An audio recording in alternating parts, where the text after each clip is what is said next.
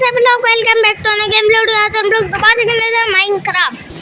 तो अगर लाइक से सब्सक्राइब कर देना। अगर आपको किसी और देश से देख रहे हो, अब आपके वहाँ बकरा ईद नहीं होगी, तो हमारे यहाँ बकरा ईद है। तो आज मैं आपको इंटीरियर, अपना घर सब दिखाने वाला हूँ। तो आज हम 2 गाय की कुर्बानी भी करने वाले। चलो सबसे पहले गाय की कुर्बानी होगी, ये 2 की करेगा, 1 और 2 का खाना दो, खाने ही खाना दिया है। वाओ, 5 भर का खाना दिया है गाय ने।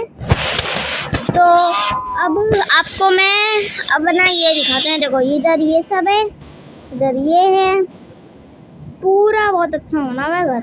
ये देखो, और इधर फलस्तीन का झंडा है जिन पे आजकल से जुल्म चल रहा है। आप लोगों को ईद मुबारक हो। और ये देखो इस घर का इंटीरियर ऊपर, और ये देखो 2 कैमल, इनकी भी हम कुर्बानी करेंगे, वो भी कल। तो इनकी भी हो जाएगी कुर्बानी, मेरे 1 कैमल की हो जाएगी, कैमल की। उसके अगले दिन सारे इन बकरों की हो जाएगी कुर्बानी, और सारे के ये कैमल के भी।